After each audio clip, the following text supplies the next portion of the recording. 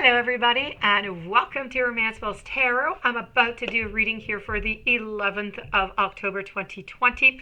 I would like to announce that I am reopen for personal readings. So if you would like to have a booking, you can contact me at romancefulltarot@gmail.com. You can have the contact information into the description box also. So on that note, this is a general reading. It is dedicated though to the sign of Taurus. If ever it doesn't quite resonate with you, it's normal. It's a general reading, so just toss it right aside. If ever you've been to the channel before, or if it's your very first time you enjoy the channel, please do click on the subscribe button to show your support to the channel and to myself, and it would be greatly appreciated. So with no further ado, we're going to begin this reading. This reading here is all about your blind spot. We all have it, okay? We don't really realize it. So this is your blind spot in love, something that you just don't realize, okay? So we're going to begin this reading. I have the blind spot, and since this is a blind spot in love, I also have a heart and soul, and I have a lover's oracle to finish it off with. So let's go and see what your blind spot is in love, my dear friends, Taurus.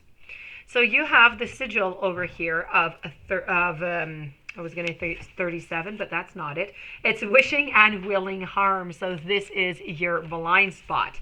So when you draw this sigil, you're most likely totally, I would say, unaware that you're wishing harm on others, and or directly and indirectly trying to punish them. It is natural when we have been hurt to want to hurt others. It happens to everybody. And what we are actually doing when we wish harm on someone is attempting to force them into a state of empathy, if you will. Even if it seems as though we are trying to push them away, we are actually trying to bring them closer, to control them. Compassion naturally arises as a result of relating to someone's suffering. All we must do in order to feel compassion and know what actions to take is to relate to their pain. We are trying to force people into this state in order to become connected to them instead of separated, which is what we feel when someone causes us pain. We are trying to force people into this state in order to stay safe in our relationships and to feel a sense of justice and fairness so we can escape from the resentment that we feel. Now, we punish in order to establish a sense of control in a situation where we feel out of control. We punish in order to establish a sense of fairness because we feel wronged, which is to escape from resentment.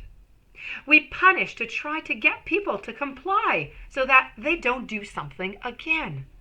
But the problem here is punishment just doesn't work.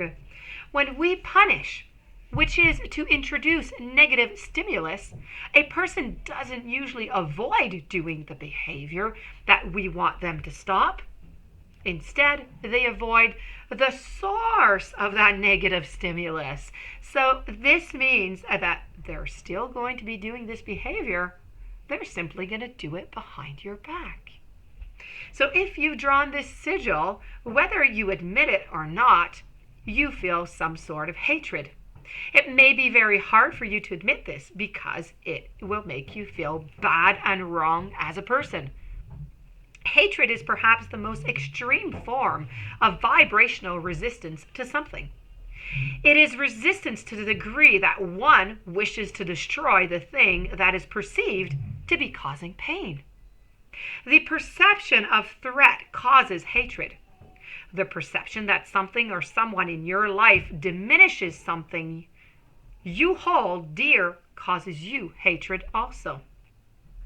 A threat is something that is likely to cause danger or damage. In other words, it is something that is likely to hurt you. And when a person feels as if they are in the presence of a threat, they feel fear. And that fear is quickly converted into anger, which is a natural, state of defense. Hatred is the human ego in a state of defense. And when we find ourselves hating something, the question we have to ask ourselves are, What threat does this thing pose to me? How is it hurting me? And what am I afraid of? Now, when you draw this sigil, you must become aware of your resentment.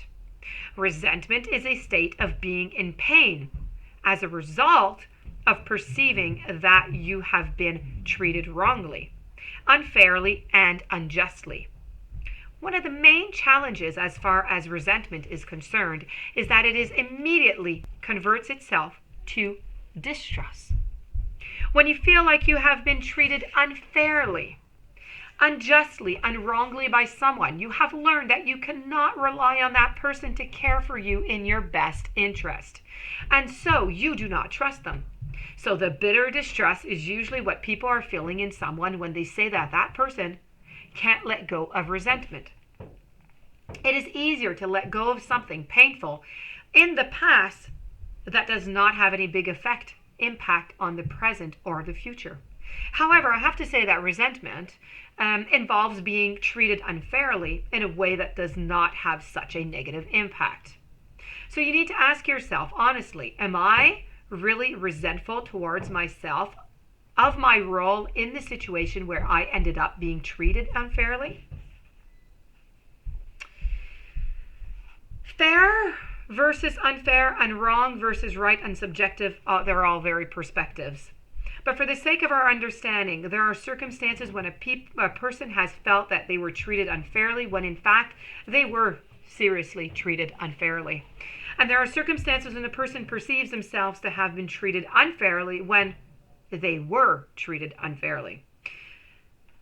Now, acceptance is a key part of letting go of that resentment, because if resentment is a present, it means that you cannot accept something. Don't confuse acceptance of something with adopting something as your preference or endorsing it. Okay? What you need to do is, now is a time to clearly see how is this state for you, to understand it, to see if it's negatively affecting your life and if it's preventing you from taking action that would bring about positive changes. So that being said, we're going to move over to our Lover's Oracle. No, the Heart and Soul. What you are today has greatly influenced by your past thoughts and attitudes, and your present thoughts and attitudes are the building blocks of your tomorrow.